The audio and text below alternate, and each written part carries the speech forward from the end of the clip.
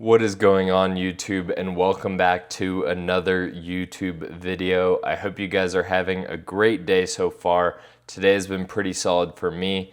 I'm sorry if I look a little rough. I just got back home from work.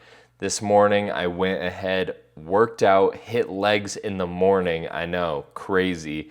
And then I had school and then work, and then I did some grocery shopping, and I just got back. I finished a meal of egg whites and eggs, no carbs, but that's not the purpose of this video. The purpose of this video I am making is to go over the top 3 things that I think everyone needs to know when it comes to gaining muscle. If you want to gain muscle, these are going to be the 3 things that actually make you see progress, not just quicker, but also long term. It's gonna be what is the most important thing when it comes to gaining muscle. Now, for the sake of this video, I'm gonna rank these on just a 3, 2, 1 scale. The third thing is still very important, however. I'm not just listing it as, oh, it's not important at all, don't do the third thing, or the second thing is not that important. All 3 of these are very important when it comes to actual muscle growth and seeing progress in the gym. However, just for the sake of the video, the number 1 ranked thing is going to be the most important. If you're doing the first thing on this list, then you're going to see progress. Most likely you're going to see progress pretty much regardless of if you do 2 or 3. But all 3 of these are still very important. Now, getting into the very first thing, which is ranked at level 3. This is the third most important thing when it comes to gaining muscle and seeing progress in the gym. That is going to be your training. Now, you might be a little surprised by that, but when I say this, I'm talking all aspects of training. It involves how hard you train, what your split looks like, how often you're hitting each muscle group. All these things are going to be the third most important thing when it comes to gaining muscle and actually seeing progress in your physique. Now, when it comes to training intensity, I personally like to train as hard as possible. Most of your working sets should be going till failure, and you should actually hit that around 8 to 10 reps, in my opinion. So remember, intensity is going to be very important. If you're just showing up in the gym and you're going through the motions, you're not putting in the effort on each set, then you're not going to see as much progress as the person that's actually pushing themselves in the gym. Another aspect of this that matters is your training frequency, or what your overall split looks like. Now, a very common one is push-pull legs or an Arnold split. For me right now, I'm currently doing a chest and shoulders, a back day, an arm and shoulders, and then a leg day, and then rest and repeat. So because I'm experienced in the gym, I'm able to kind of be less hitting less muscle groups as frequently. Like, I can kind of split up chest and back. I can kind of split arms on its own day and kind of keep some of these lifts separate because of how much experience I have in the gym. Another thing is, the more intense your workouts, the less frequently you have to be working them out. I hit leg days so hard that even though I'm only hitting them every 5 days, there's some weeks where I'm still sore on my leg days, like from the previous leg day. Or my most recent back day, I was still sore from the back day previously. So if you're training really intense, you do not need to be doing a push-pull legs repeat split. You need to take some rest days. You need to kind of recover each body part properly. But that's not giving you an excuse to only hit everything once a week. I still technically hit body parts more than once a week. But if you're starting out, if you want to see the most progress, I recommend a little more volume than a traditional split. Stick to the push-pull legs. Do push, pull, legs, Repeat that, push, pull, legs, and then rest on Sundays or whatever day you want your rest day to be. That is a really good starting point that kind of gets everyone off to a good start when it comes to the gym. It gets you comfortable in the gym, stuff like that. But that pretty much covers training. Frequency and intensity are both going to have a pretty important impact when it comes to your muscle growth and your just overall gains. However, it's not the most important thing, and it's actually not the second most important thing, which I'll get into right now. The second most important thing are your macros, your food, what you're eating and putting in your body every single day.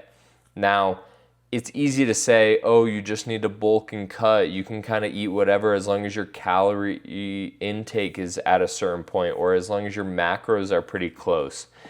Overall, the foods you eat are your fuel. If you are eating a bunch of junk food, it's going to be converted into bad fuel for your body. Now, if we are working out and we want to see progress, we want to see muscle growth, we want to see all these things on our physique, we're going to have to give our body the correct fuel in order to repair the muscles, grow the muscles, or just function optimally in all other aspects of our life. Now, if you aren't aware of this, carbs are not the bad guy. Carbs are purely energy. If you eat carbs, it will get converted into energy, and any energy that is not used gets converted into fats and is stored. So make sure you're eating the right amount of carbs for how much effort you are putting in. However, if you are weight training and you're doing your cardio, you will be expending a lot of energy. So it is important that you use carbs wisely and position it around your training times. That will help you just your overall performance in the gym. So that's tip number one. Another thing is protein. Protein is what your body actually uses to build back your muscle and hopefully build back your muscle bigger. So when it comes to protein, I want you to kind of use this as a basis point. Regardless of how much you weigh, obviously if you're very overweight or you're extremely underweight, I'm gonna adjust these numbers a little bit. However, if you are an average looking person or maybe slightly overweight or slightly underweight, I want you to take this. Take your body weight and eat 1 gram of protein, quality protein, for every pound of body weight. If you are 160 pounds and you're 18 years old, I want you eating at least 160 grams of quality protein. Now, quality protein does not mean you should be counting the protein in the slice of bread you had in the morning. I want all 160 grams of those proteins coming from either animal proteins or whey proteins, stuff like that. I want them to be complete proteins with a full amino acid portfolio, because that way your body actually uses all the protein. A lot of people don't realize that if it's an incomplete protein, like plant proteins or any of the proteins you see in like rice, like some of those 1 or 2 grams here and there, a lot of them are considered protein. However, they do not have all the essential amino acids, so your body actually just doesn't utilize them as protein. Your body doesn't recognize it and it doesn't use it to build your muscles. So do 1 gram per pound of body weight of quality protein. If you're extremely overweight, try and aim for about 200. 200 is a good range pretty much regardless of what weight you're at. You can go a little over, but the minimum should be 1 gram per pound of body weight for everyone. Okay? So ingrain that in your mind. Fats are obviously important too. Make sure they're quality fats. Don't be eating a bunch of just saturated crap fats. I want you eating fats that are kind of like whole, unprocessed fats, like fat on any animal, like from any animal proteins, like a steak or anything like that is fine, as well as like avocado oil, olive oil. Some of those more natural, unprocessed oils are okay as well. But But yeah, definitely try and avoid all the just junk, saturated, like polysaturated trans fats. All those things you typically find in like sweets or desserts are very hard for your body to digest, and they're not good overall. But fats maintain a healthy hormone profile, so make sure you keep them in your diet. Don't just ignore them and eat chicken and rice and that's it. Overall, that gives a pretty good basis point on what food in general you should be eating and kind of why it's so important. Your food is the core and the basis of building your muscles or building your body, because every single day we need food to burn off and to exist.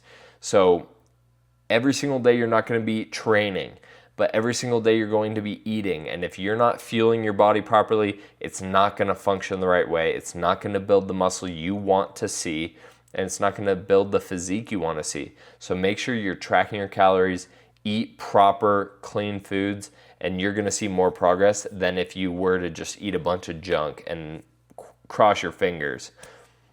Now, to finish off this video, the most important thing when it comes to gaining muscle and changing your life when it comes to fitness is going to be something a little unexpected or maybe expected, but it's going to be consistency. It is not something that is physical. It's not something that you can see in front of you. It's not a plate of food. It's not how hard you train in the gym.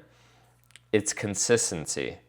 It's how long can you show up every single day, stack those days, and do what you need to get done. It's so easy for us to lock in for a week and then take a few days off. Or you could do everything right on one day. You could do everything perfect. You could get the right amount of sleep. You could train perfectly. You could eat the best meal possible. And guess what? You're not going to see any more muscle growth than the guy that probably sat on the couch all day. Because tomorrow, if you don't show up at the gym and do a very similar thing, if you're not putting in that work the next day and you just go back to your regular habits, you're going to see no difference from that one day of perfect work. Or if you do all that stuff for 1 week and then you take the other 3 weeks doing whatever you want and not working out and not focusing on your goals of muscle growth and building the body you want, you're going to be in the same spot that everyone else that took all 4 weeks off. So that's why it's the most important thing. And that's also why at the beginning of this video I said you might be able to do this most important thing and kind of lack in other aspects like the second and the third. You might be able to kind of eat a little off plan or not train super hard. But if you're showing up every single day and you're stacking those days, you're getting what you need to do done, you're gonna see a crazy amount of growth. I can say this firsthand.